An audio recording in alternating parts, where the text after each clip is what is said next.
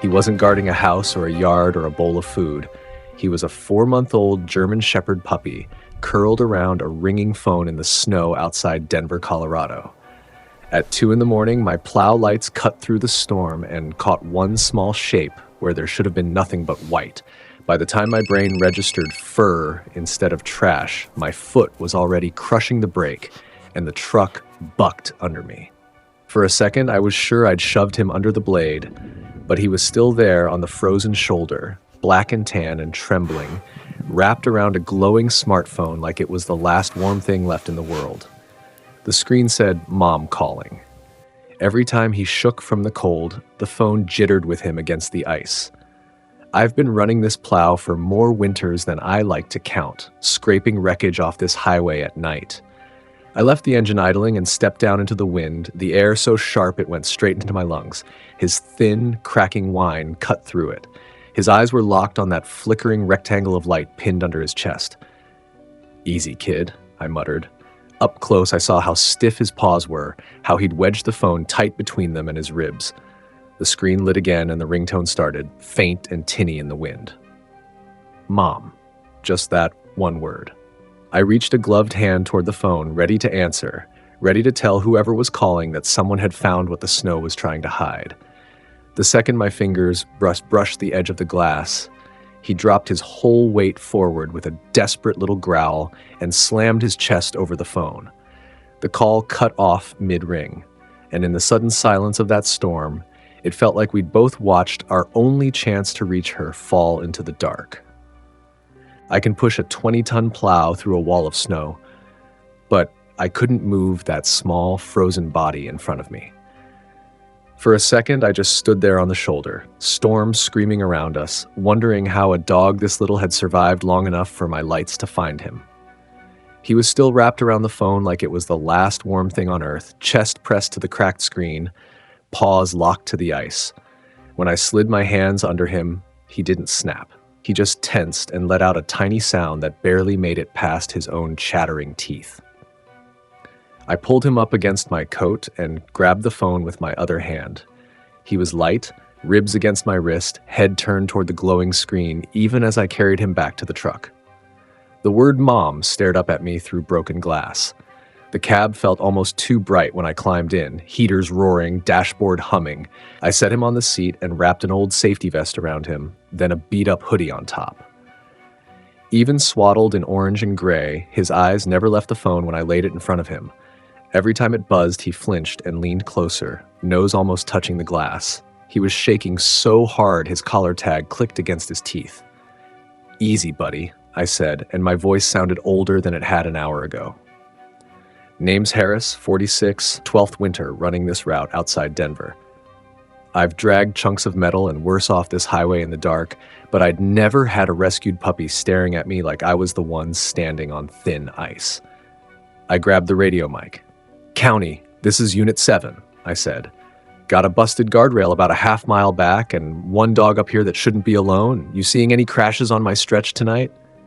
Static hissed, then the dispatcher came back, voice tight. "Stand by, 7. The pup shifted even closer to the phone, pressing his chest against it like he could keep the battery alive just by staying there. Another buzz, another tiny flinch. Outside, the snow kept falling, swallowing the world past my headlights. "Unit 7, the radio crackled again. "State Patrol shows a single vehicle accident near your mile marker about an hour ago. Female driver, transported unconscious. No other passengers. No phone recovered at the scene." I looked at Mom glowing from the seat between us, then at the little dog welded to that screen like he'd been left in charge of her way back.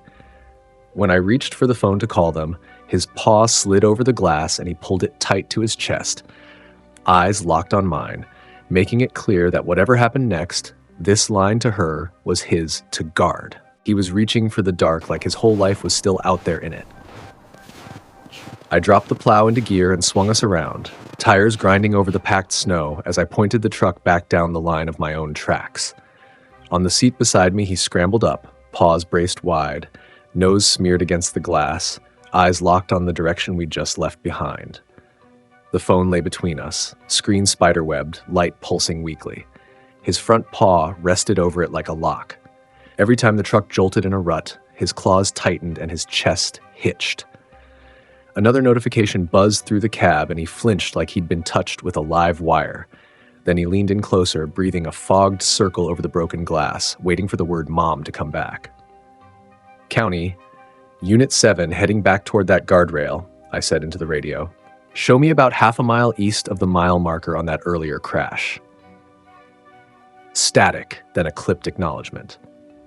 The rest of the ride, we sat in a kind of shared silence, only the wipers and the engine and his thin, uneven breathing filling the space. When my headlights finally washed over the damage, it was like driving into someone else's nightmare. The guardrail ahead was bent outward, metal torn and frozen in a twisted bow. The snow past it was chewed up where a car had gone through, then dusted over again like the storm had tried to forget. I parked hard, threw it in neutral, and opened the passenger door. He was off the seat before I could say a word, hoodie and vest dragging, paws skidding on the step. I caught him mid-leap, one arm under his ribs, the other grabbing the phone he refused to leave behind. Up close, I could see the prints they'd left in the snow a few hours earlier. Flat ovals from boots where someone had knelt. Long grooves from a stretcher. A single blue glove half buried near the edge. In my arms, he twisted toward the break in the rail, muscles shaking with more than cold, nails digging into my sleeve. Any officer would have called him evidence. All I saw was one brave pup trying to drag himself back to the last place he'd seen his person. I shifted my grip and felt his whole body trembling, heartbeat thudding against my forearm as the radio crackled again at my shoulder. Unit 7, dispatch said, voice softer now. Hospital just updated. Female drivers in the ICU, still unconscious. Only thing she's managed to whisper so far. The dispatcher paused, like they knew I was holding him. She keeps saying the same two words. My puppy. I looked down at the dog locked around that dead buzzing phone, and for the first time it hit me that I wasn't just holding a stray off the highway. I was holding the piece of her she'd left behind in the snow. The hardest part is handing them over when you can't explain that they already chose you. I carried him back to the truck like I was afraid the wind might try to take him again. He had one paw hooked over the phone the whole way, claws scraping against the cracked glass whenever I shifted my grip. The heater in the cab was doing its best, blasting hot air that smelled like dust and old coffee. He sat pressed against my side on the bench seat, wrapped in that safety vest and hoodie, eyes fixed on the phone, resting between his front paws. Every time the screen dimmed, he whined under his breath until it lit up again. It was a short drive into Denver, but it felt longer than most storms I've worked. I could feel him breathing in these shallow, rapid pulls, ribs lifting against my arm, like his body didn't remember how to relax. When the clinic's neon sign finally showed up through the snow, he stiffened instead of relaxing, as if bright lights meant another kind of danger. Inside, the lobby was all white tile and disinfectant, too clean for what we'd just come from. The tech at the desk saw the bundle in my arms and came around fast with a towel and a calm voice. He let her touch the vest. He did not let her touch the phone. On the exam table, they peeled back layers and found a 4-month-old injured puppy under all that fabric and fear. Mild hypothermia, a few scrapes, some bruising where the seatbelt must have caught him, heartbeat fast but strong. Every time someone reached toward the phone, though, that heartbeat spiked so hard I could feel it through the metal. Let him keep it, I said quietly. Just leave it where he can see it tonight. You take that. You're taking the last thing he understands. They traded looks, but in the end, they slid the phone into a folded towel right by his nose, wires and machines on the other side. His breathing slowed by degrees. His eyes got heavy. He inched forward until his muzzle rested against the broken screen, as if he could crawl through it back to her. By the time I stepped toward the door, he was finally asleep, chest rising in shaky but steady waves. My hand hit the handle. Behind me, the phone buzzed against the metal table from an unknown number. His head snapped up so fast the IV line trembled. He let out one raw, breaking howl toward the doorway, like he thought if I left now, I'd take his last chance of her with me. Some dogs have toys. He had one shattered screen, By sunrise, the clinic needed the exam room back, and he needed somewhere quieter than a metal table and beeping machines. They called a partner rescue in Denver, and I said I'd take him there on my way off shift. He rode in my truck the same as before, wrapped in that ugly orange vest, pressed against my side, eyes glued to the phone in my hand like I might drop it if he blinked. Each bump made his paws clamp down tighter. The rescue sat behind a row of warehouses. They led us to a small kennel with clean blankets. I set him down and watched him circle once, still scanning for that one thing. When I laid the phone on the blanket, he went straight to it like there was a string from his chest to that cracked glass. He curled around it, nose an inch away, and finally let out a long breath. Staff gathered at the gate. Word moved fast. The little shelter pup who refused to let go of his phone. I came back that evening after catching a couple hours of sleep. He tensed when the latch clicked. Then he caught my scent, and I saw something in him loosen just enough for his tail to tap the blanket once before his gaze snapped back to the phone. When the screen dimmed, he whined under his breath. When it woke with a new alert, he pressed closer until his whiskers brushed the glass. The rescue used the number to call the hospital. A nurse on night shift said their crash patient had lost her phone and kept asking if anyone had found her dog. Later, the front desk phone rang again, this time from the ICU. I was by his kennel when the speaker crackled. She woke up a few minutes ago. First thing she asked was, "Is he alive?" His head whipped toward the sound, ears up like he'd just heard a door to her open. I had never seen a dog turn to stone over a single word on a phone.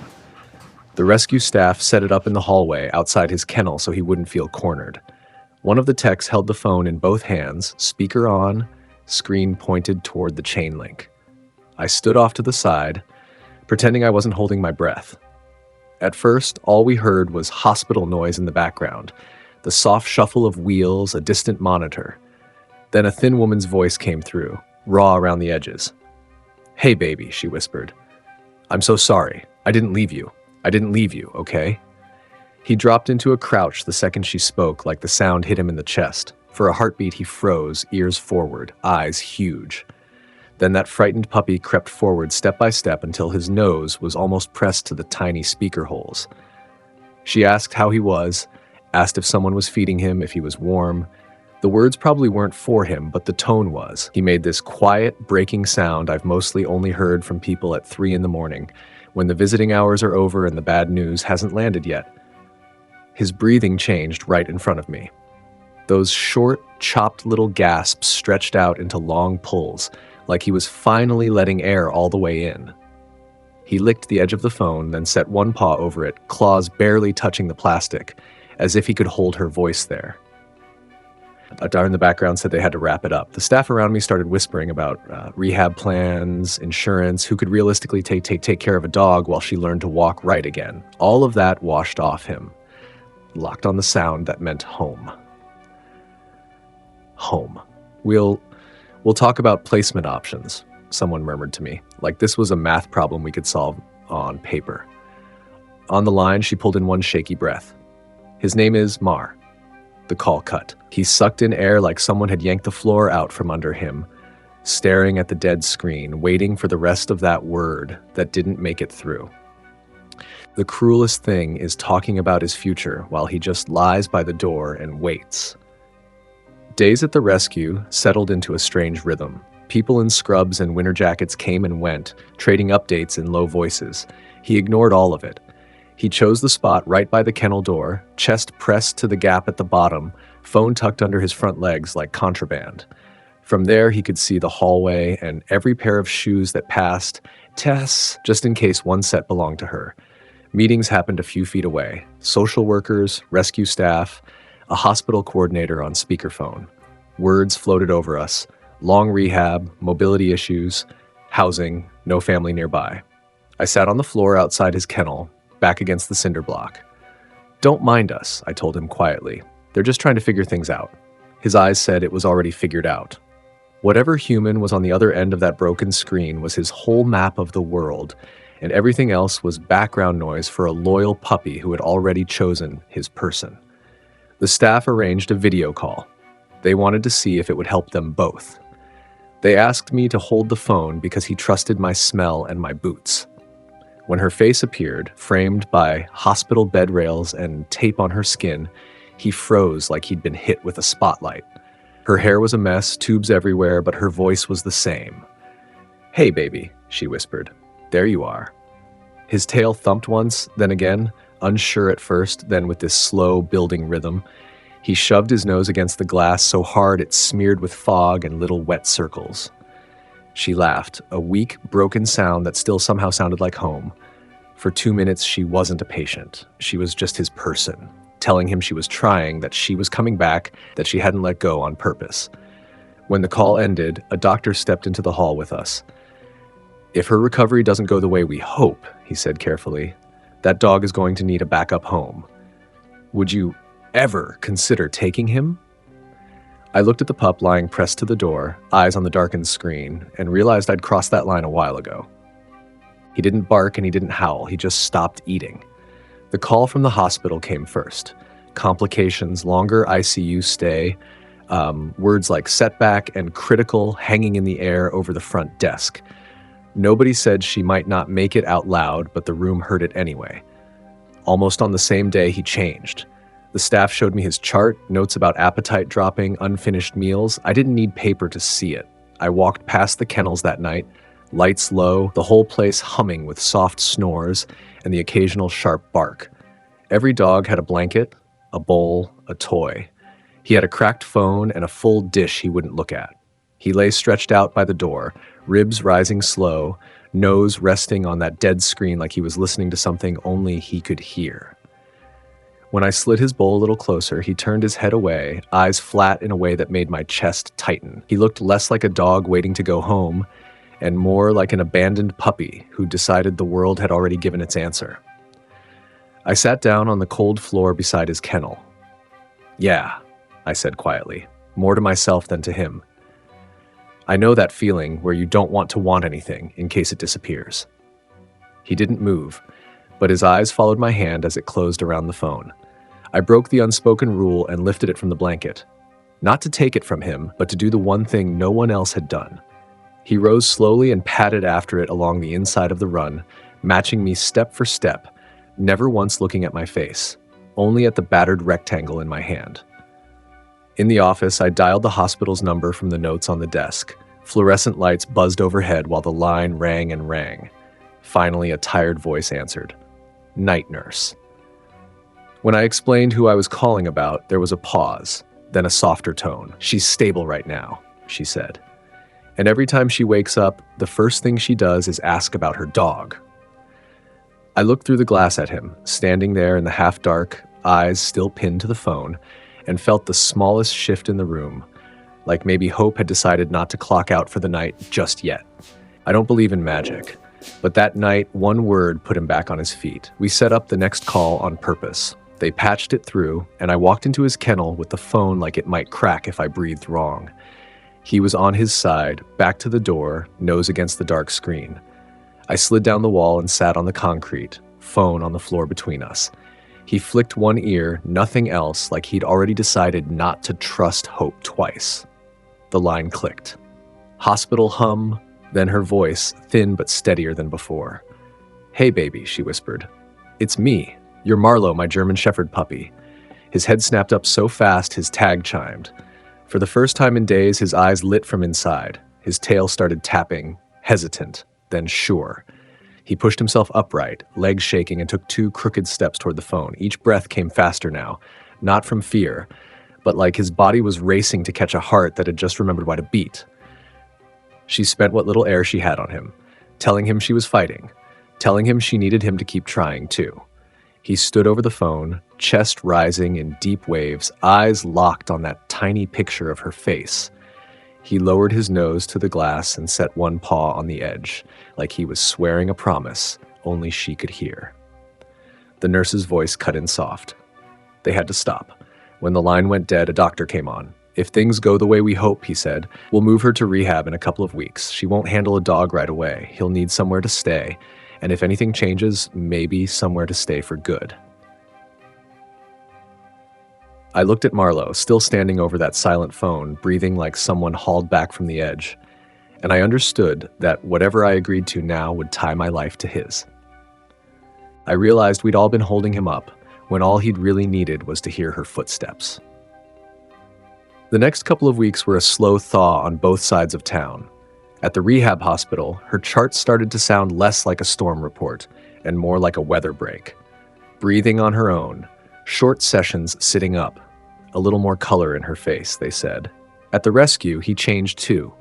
He still slept with his nose touching the phone, but in between he started finishing his meals. His legs looked steadier every time we took him out into the yard, paws digging into real ground instead of ice and concrete. He'd chase a ball for a few steps, then trot back to where he could still see the building, as if making sure he hadn't lost the door to his life again. Staff started using a new phrase when they talked about him in the hallway. Not poor thing, not trauma case. They called him our survivor pup, and he wore it in the way he shook off snow and squared his shoulders at the gate. The day of the visit, Denver's sky was that pale blue that only shows up after too many gray mornings. I drove him over in the rescue van, his head out of the crate just far enough to watch every turn. The rehab center smelled like hand sanitizer and hope and exhaustion. They wheeled her out to the curb, bundled in a blanket, lines carefully arranged. For a second, he froze, overwhelmed by the chairs, the ramp, the strangers. His claws ticked on the pavement, body low, unsure. Then she said his name, Marlow. Whatever was left of the storm in him blew back. He stepped forward on his own, no leash pulling, no hands guiding. 1, 2, 3 careful strides, and then he was there, laying his head across her knees like it had always belonged there. He closed his eyes and just listened to her breathe. You could see both of them syncing up, inhale for inhale, like they were relearning the same rhythm from scratch. A social worker leaned in near my shoulder. Legally, she can keep him, she murmured, but only if there's someone who can catch the days she can't. Someone who'll stand behind them if things go bad again. When I looked up from them to answer, every face in that little circle was already turned toward me. In the end, we didn't really save him. He was the one who kept all of us on the line. Months later, the snow on that highway was long gone, and she was too. Out of the hospital into a small upstairs place in Denver with stairs she could manage and sunlight that hit the couch just right in the afternoons. Marlow was there like he'd never left. He slept sideways at the base of her bed, one ear tuned to her breathing, ready to get up if it hit a rhythm he didn't like. If her alarm didn't shut off fast enough in the morning, he'd nose the phone across the nightstand toward her hand, then lie back down once she moved. The rescue did the paperwork, called him an adopted puppy in their system, printed out a certificate with his picture and her name. He didn't care about that part. He just knew he had stairs to patrol, windows to watch, and one human heartbeat that belonged to him again. The phone still lived on the table beside her chair. The same cracked case, the same little scars on the glass. It wasn't a life raft anymore. It was a story they kept between them. Sometimes it slid off the cushion onto the rug. Marlow would pad over, sniff it, and gently push it back toward her with his nose like he was making sure the lines stayed open, even if they weren't calling anyone. I came by more than I meant to fix a loose handrail, to bring salt by in case the steps iced over, to drink bad coffee at her kitchen table while he lay across both our boots like he was holding his whole little family in place. On my night shifts, when the snow came back and the plow lights carved that same stretch of highway, I always slowed a little where we first met him. The shoulder looked like any other now, just guardrail and mile markers. But I saw a small shape there anyway, curled around a little square of light. You don't forget the exact place where somebody decided not to give up. And those runs, staring out into the dark, I kept thinking the same thing I'll say to you now. It's on shoulders like that where it gets decided who stays alone out there and who gets to be found. This call could have stayed missed.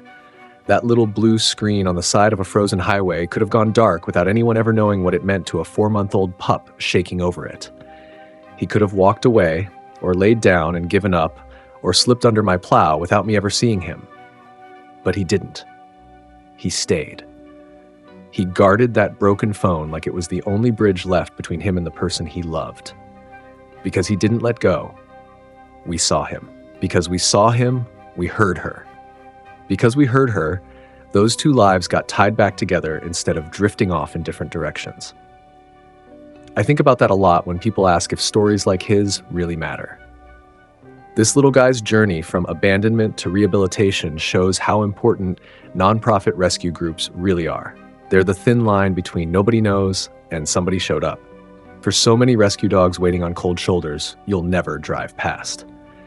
And if you've ever wondered what your part is in all of this, it isn't nothing.